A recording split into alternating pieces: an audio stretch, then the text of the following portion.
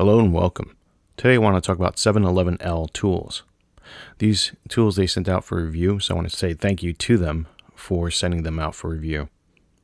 These are small tool sets made for bicycles and working around the house. You're not necessarily going to work on a automobile or heavy duty projects with these tools, but they do make a fantastic little mini EDC bicycle kit or a small engine parts kit or a just general tinkering kit. They can fit into there pretty well. And they do work with multi-tool applications, which we'll get into a little bit later with the Leatherman lineup. Here on the table, we can see a variety of different tools they sent me. Starting from left to right, we have the 711 quarter-inch ratchet and hex holder. So this is part number 71105, and it features a 6mm hex female end here with a magnet inside and a ratcheting side here for a 6mm holder.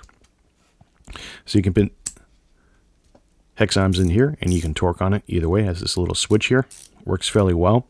It's not made for heavy duty, so you want to be careful about using this for anything other than quarter-inch sockets and fasteners and things like that, because you don't want to break this small tool. And it does have a good amount of teeth and degrees.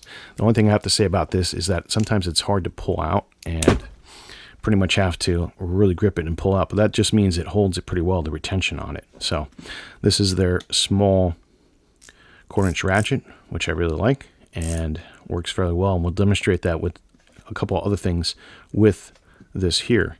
And now we went through this is their 2-in-1 socket holder. This is a quarter-inch ball detent socket for your traditional sockets here, and if you want to push them out, you can swap it out and get a female ended one here. So it's a quick release system with a hex 6mm end over here.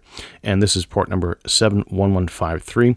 Great addition for any small EDC toolkit, as it doesn't take up that much more space and it's versatile and works fairly well. One thing to note with this that I've noticed is that the tip of this is not magnetic, so you will need to have certain pieces that go in there have either a ball detent or a way to kind of keep themselves in place. So that's the only issue with this here. Even though there's a small ball detent here, I find that just having extra rigidity and retention may be a necessary thing with this.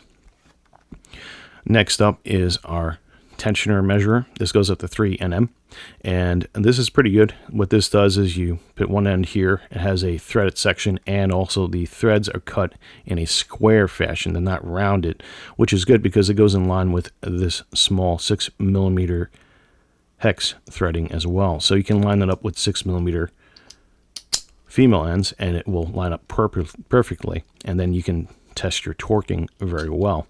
So this works pretty good. I haven't had a chance to test this particular one out, but it's pretty much standard for par for most of these things in this range. And being a quarter-inch tensioner measuring device, you don't want to over tighten small fasteners and sockets and whatnot. So pretty good, decent. And going over to their Y adapter, as we just saw before, you can take a variety of different tools in here and you can adapt them in. Like I can have my tensioner tester here, and these, you pull these back and you release and they will go in and retain whatever it is you have in here. And then let's go ahead and adapt this into this side here. Pull that back, slide it in. So now I have that, and then I can use sockets with it. And then we can also go over to other items for the 6mm part here. So this has a retention holder. Slide it back. It's a little ball detent here in the side. I don't know if you can see that on the camera, but it's on the side here. You slide that back and then it'll release. So this is good for quick changing if you want to go on the fly and just do stuff really quick, adapt it, and then test your tensioning. So you can go unscrew, tighten, finalize, and then you're done. This makes it pretty easy if you're working on a bike or small projects, and you can put your 6mm hex bits in here if you don't want to lose them. So instead of re-pinning them into their holders or putting them loose on a table, they're right there in your palm of your hand. Just simply switch out, and switch out. So that's pretty nice. A good idea, good concept. I haven't used this kind of Y adapter in my workings very much, so I don't have too much experience with it, but I can see where it comes in handy, especially when you have these two other ports to kind of hold on to in sort of like a fashion here like this, so kind of almost, you know, poking kind of fashion, and it works fairly well. Next up, they sent these 50mm 6mm hex drivers, and we have a variety of different ones here today. We have the 6mm hex, 5mm, 4mm, 3mm, and 2.5mm hex bits, as well as a Torx T25 and T20, and we have a Phillips Head 2 screwdriver here. So they work fairly well. So if we're working with different types of tools and we wanted to kind of try to pull this out of the holder, see, these holders are very strong retention, so that's a good thing, but they're a little bit hard here. Let's go ahead and grab this one anyway and put that in here. So now we have our screwdriver, and then we can put something in here if we want to tighten something up. I'm going to try to get the 6mm hex out.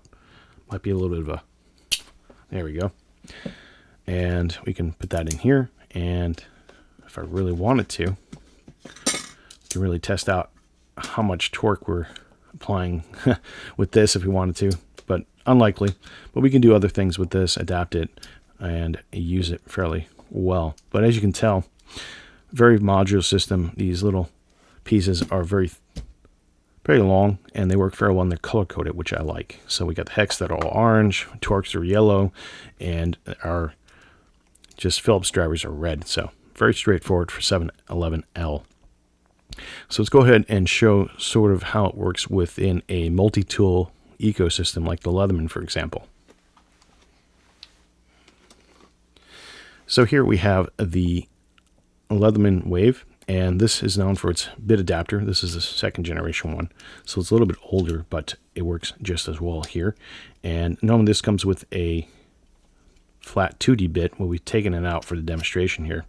And this has a little spring latch here, so it captures these flat end bits. So they make adapters, aftermarket adapters for it. This is a Galvanics one. It's not a 711. 711 does make certain adapters that work with this as well. You can find that on their website. But we have one of these right now. We're going to test it out with our 6mm hex. And this can go in any way on here because it's 6mm both ways. And you can tell it's retained in there. It's got a retention ring. So you put that in there and fully locked into place now. It's not moving. And then we can put our ratchet in here like that. So you can see it fits very well with the adapter. And once we have the adapter all set up, we can then plug this in just like that with the magnet in here. It's stable. It's not going to go anywhere. And now we have ourselves a really long ratchet.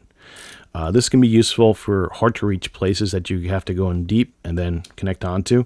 The only trick is once you get whatever's loose out, you don't want to drop it. But if you need a shorter bit length, you could simply take this off and now just use it like this.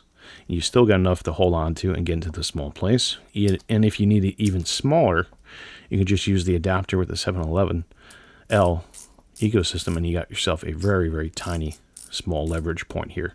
But you can see how it works with the multi-tool with a simple adapter, and they do sell certain ones that will fit together from 711, but I use the Galvanics ones with my toolkits. So that is our demonstration for the Leatherman Wave, and there's a bunch of other bit adapters on different multi-tool models that you can use with this kit. So once again, 711 just proves that they know how to make pretty good, decent tools that have good machining, good quality, especially for Taiwanese. And that's another thing to say. They are from Taiwan, the company. They work in there and they make their stuff there. So if you want to support Taiwan, it's a good idea to get tools from them. I personally like doing that. I'm not going to tell you where to get your tools, but I just like to keep in mind where I get my tools from and who my money goes to. It's just another level of peace of mind for me when it comes to buying tools. So, again, I want to thank 711L for sending these out. Take my opinions with a grain of salt. Find out for yourself. See how they work for you and your needs. And let me know what you think. Again, thank you for watching and enjoy your day.